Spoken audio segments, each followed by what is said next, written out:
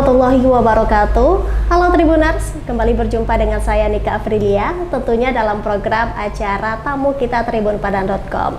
Nah, bersama saya di sini telah hadir Ketua Tim Kerja Pembangunan Keluarga BKKBN, Bang Dedi Agustanto Eskom MPDT. Halo Bang, gimana kabarnya hari ini? Alhamdulillah kabar baik dan sehat. Alhamdulillah. Boleh disapa dulu Tribuners, Bang? Halo Tribuners dimanapun berada, semoga tetap bahagia bersama keluarga, bahagia selalu. Oke, nah Tribuners, mumpung ada Bang Dedi nih di sini, tentunya kita akan membahas seputar stunting nih Bang. Stunting. Nah, tema kita hari ini cegah stunting sebelum dipersunting.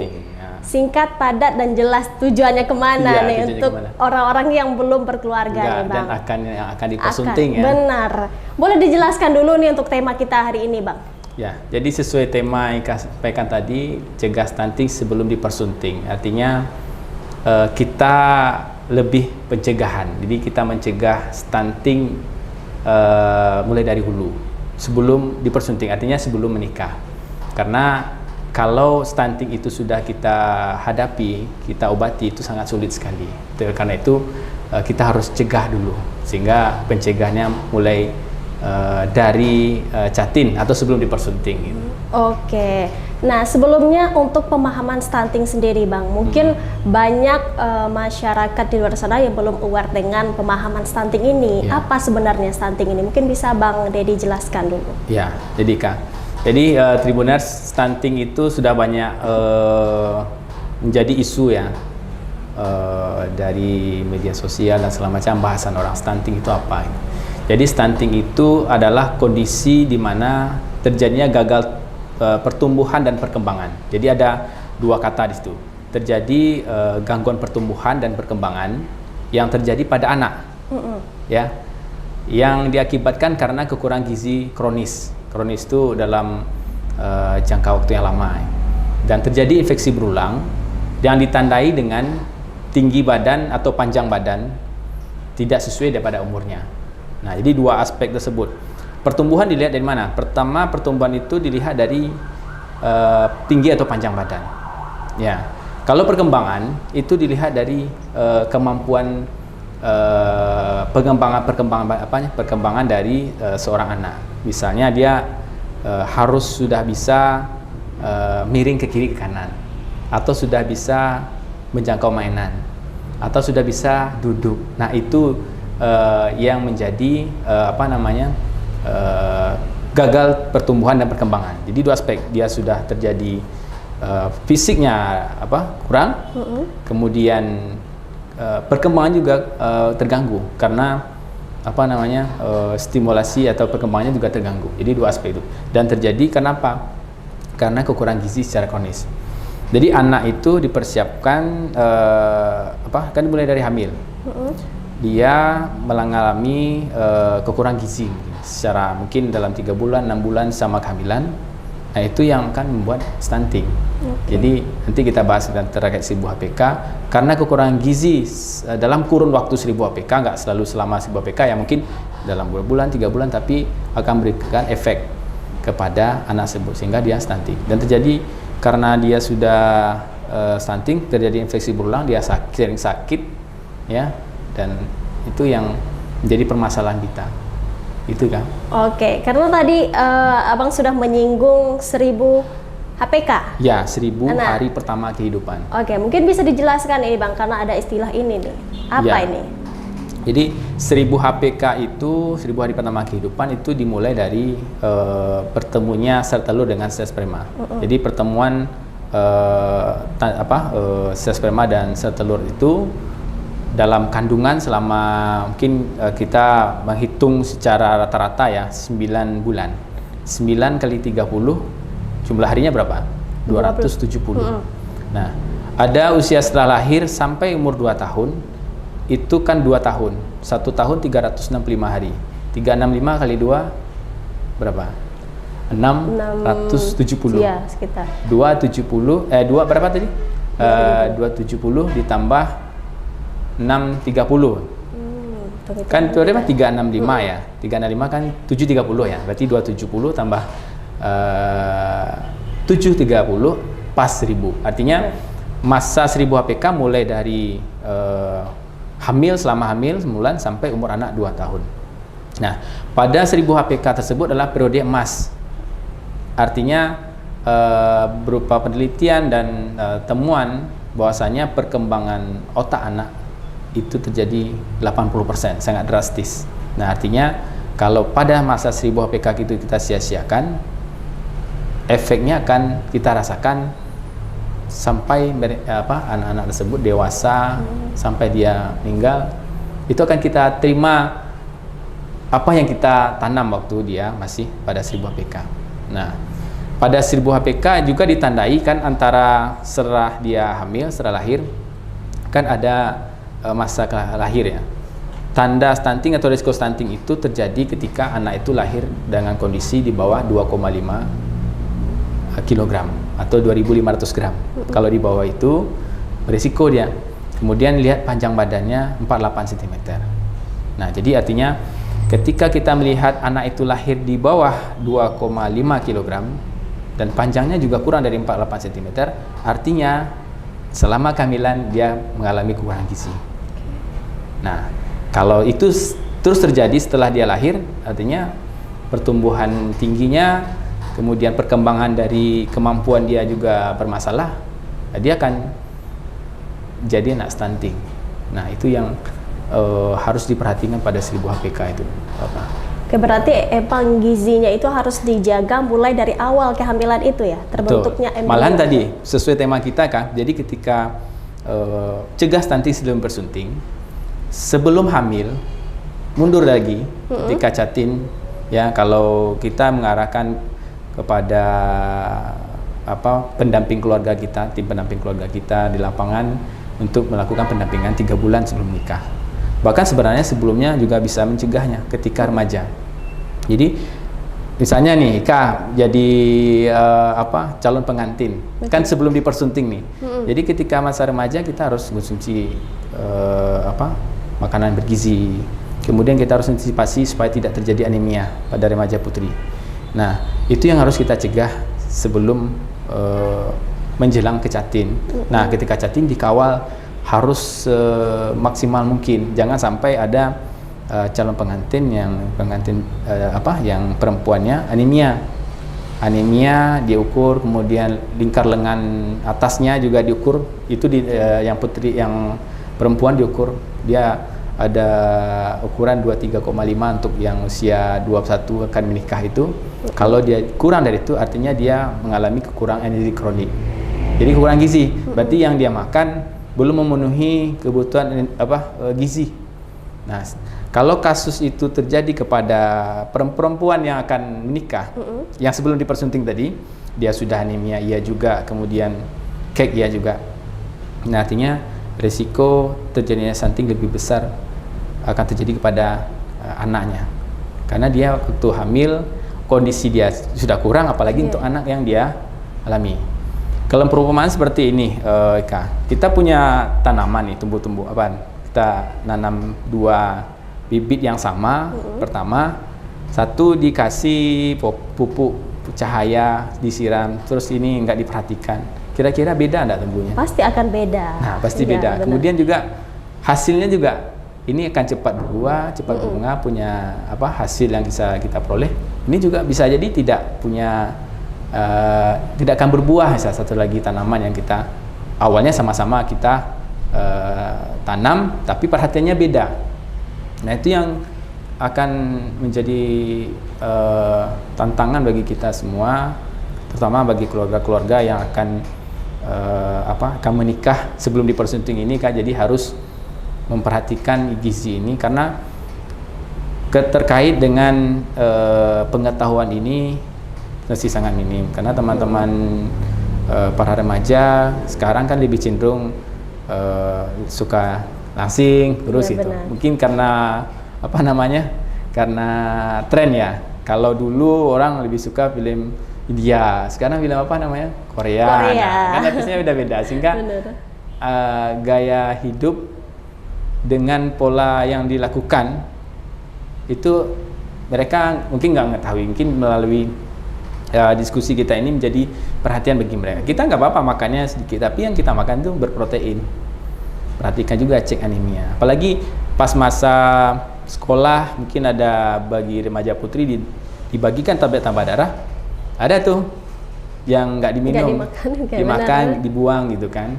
Nah itu yang juga belum menjadi perhatian bagi teman-teman remaja putri. Nah itu yang harus kita kita edukasi terus masyarakat supaya ini penting loh gitu untuk masa depan gitu, generasi berikutnya itu.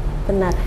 Kita masuk ke ciri-ciri Bang. Selain dari pendek itu, apa lagi ciri-ciri dari stunting ini yang bisa terlihat jelas oleh mata gitu, bisa diamati? Ya, ciri-ciri selain tadi tingginya, kemudian perkembangannya kan nampak juga. Kemudian dalam dia punya teman sebaya, dia kan kelihatan ada yang tidak sesuai dengan umurnya, itu kan dia umurnya sama tapi tingginya berbeda. Nah itu yang harus itu menjadi ciri-cirinya. Kemudian bisa sering sakit-sakitan. Nah itu ciri-ciri terjadi stunting. Ada juga ciri giginya juga lambat tumbuhnya gitu. Okay.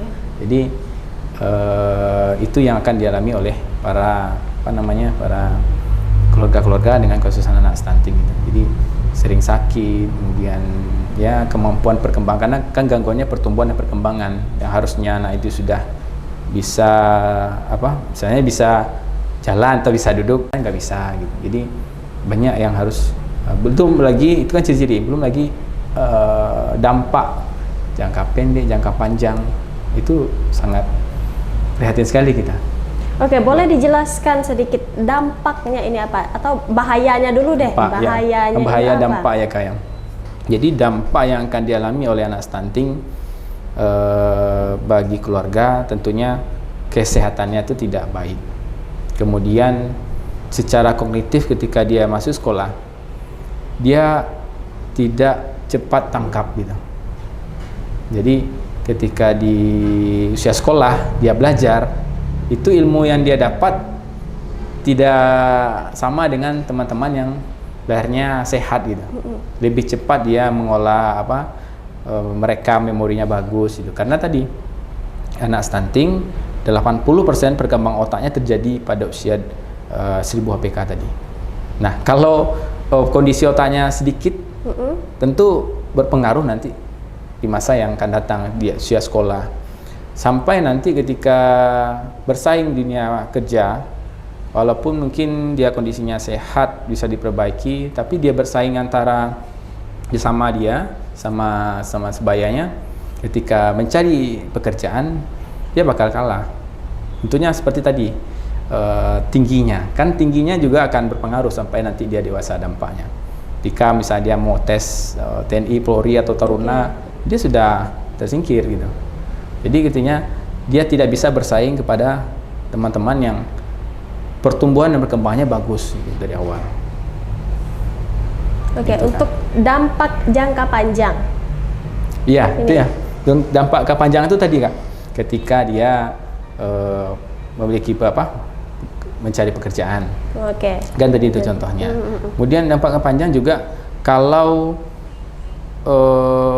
gizinya, metabolisnya tidak baik, tentunya penyakit-penyakit seperti yang diabetes, penyakit jantung itu lebih rentan kepada anak stunting yang nantinya dewasa pada jangka panjangnya, karena metabolismenya itu sudah tidak baik gitu. Walaupun dia waktu 1000 HPK kecil ya, ketika dia lahir sampai 2 tahun itu panjang badannya, tinggi badannya enggak pendek, tapi ketika dia ada dewasa mungkin mengkonsumsi susu dan segala macam, akhirnya dia bisa tinggi kemudian gemuk, tapi dia rentan kepada penyakit. Dia akan metabolismenya sudah salah gitu dari sejak lahir sampai dia umur 2 tahun. Oke, kita masuk ke Sumatera Barat nih Bang. Kalau menurut Abang atau udah ada angkanya nih, kalkulasinya bagaimana stunting di Sumatera Barat ini saat ini? Iya. Jadi hasil perhitungan karena survei yang dilakukan kan terakhir tahun 2022, kondisi Sumatera Barat itu di angka 25,2. Sebelumnya 23,3. Artinya kita mengalami kenaikan. Tapi dari 19 kabupaten kota, kita di Sumatera Barat itu turun 12 kabupaten kota. Yang naik itu ada 7. Ya, lebih banyak yang kabupaten yang turun. Tapi yang naik hanya 7. Tapi lihat, 7 itu kabupaten kota yang penduduknya cukup besar, walaupun naiknya sedikit. Nah, itu kita lihat secara kita lihat lapangan ya, dengan situasi kondisi, ternyata stunting ini tidak selalu terjadi kepada kondisi ekonomi yang miskin. Ya memang ada, tapi ada kondisi yang sudah baik, tapi terjadi juga stunting. Justru lebih banyak di ekonomi yang menengah atau yang atas? Menengah, dan mungkin yang atas enggak ya, tapi yang menengah ini mungkin perlu penelitian kalau yang ke ekonomi ke atas. Tapi menengah, karena cenderung ada dia punya pekerjaan nih, bapak ibunya, orang tuanya bekerja, tapi ditinggal oleh pengasuh gitu. Jadi pengasuhnya. Jadi kondisi dia pas lahir sudah bagus, tidak resiko tadi 2,5, mungkin lahirnya sudah bagus lah 2,8 atau 3. Tapi ketika dia dari mulai lahir sampai dia umur 2 tahun, itu kan diasuh oleh mungkin orang lain. Ya, akhirnya di situ mengalami kenaikan tingginya tidak sesuai. Nah, situ yang faktor. Nah, kondisi di Sumatera Barat yang kita lihat stuntingnya naik, tentunya ini menjadi kerja keras kita di tahun 2003. Banyak seluruh tingkatan, baik di provinsi, kabupaten, kota, kecamatan, sampai di level tim pendamping keluarga dan semualah penyuluh, sampai dengan tingkat pelayanan dasar, ada posyandu di sana, ada BKB juga di sana, sehingga kita bisa mencegah lebih awal gitu. Dan Jatim juga melalui pendampingan oleh TPK bekerjasama dengan KUA, jadi semua lintas sektor.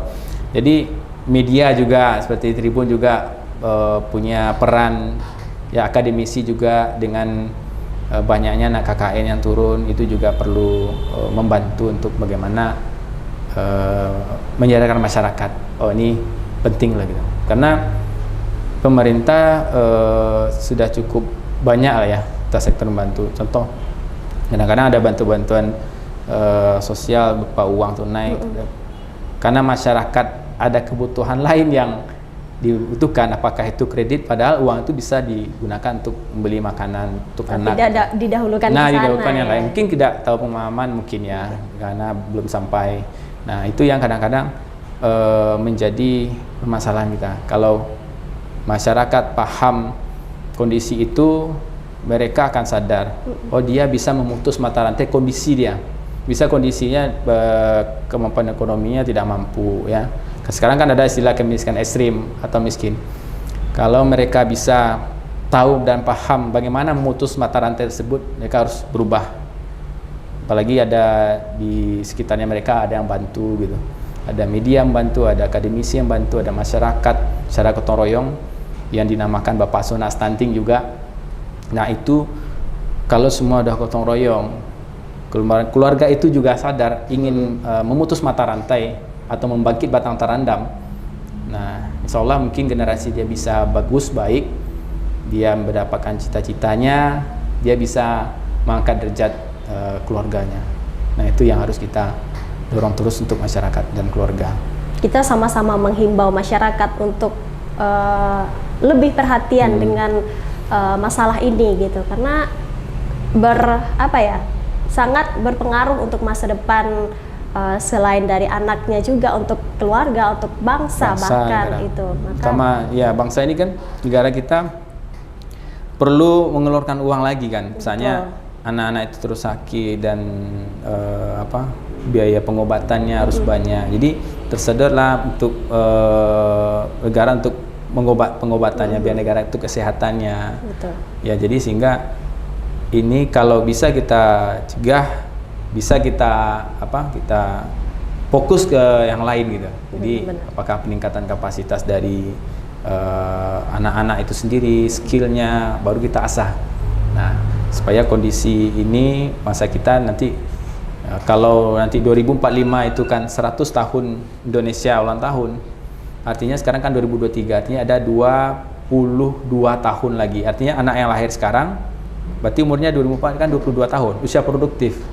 Nah, apakah akan kita biarkan stunting ini terus ada, banyak, yang nantinya dia nggak bisa bersaing lah di usia Indonesia 2045. Makanya harus kita siapkan sekarang bersama-sama.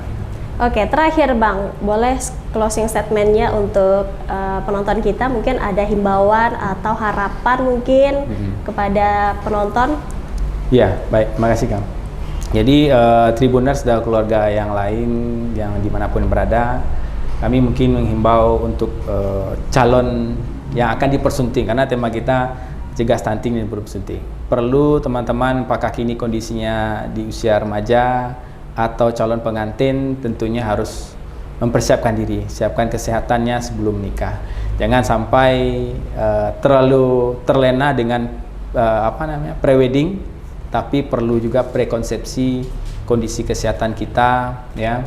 Kemudian setelah siap, tentunya ketika keluarga hamil harus diperhatikan lagi. Ketika sudah hamil, punya anak, perlu juga belajar bagaimana pola asuh yang baik, kemudian gizi yang baik untuk anak, ya, sehingga anak-anak yang kita lahirkan, kita besarkan itu menjadi anak-anak yang sehat, kualitasnya lebih dari kita. Nah, sehingga kita bisa melahirkan generasi yang sehat, kuat, dan artinya bisa membawa Indonesia kita menjadi Indonesia yang maju. Kemudian dan di tahun 2045 100 tahun Indonesia, artinya kita itu sudah baik kondisi kita semuanya gitu.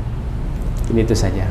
Oke, itu dia pembahasan episode tamu kita hari ini dengan tema cegah stunting sebelum dipersunting. Terima kasih Bang Dedi telah hadir di Tribun Padang ya, dengan sama-sama, informasi yang sangat dibutuhkan banyak orang di luar sana, dan semoga juga pembahasan kita hari ini bisa menjadi edukasi yang diterapkan juga oleh masyarakat. Oke Tribuners, saya Nika Afrilia undur diri. Tetap saksikan tamu kita di tribunpada.com, tentunya dengan narasumber yang yang informatif dan juga materi-materi yang menarik. Saya Nika Afrilia undur diri. Wassalamualaikum warahmatullahi wabarakatuh.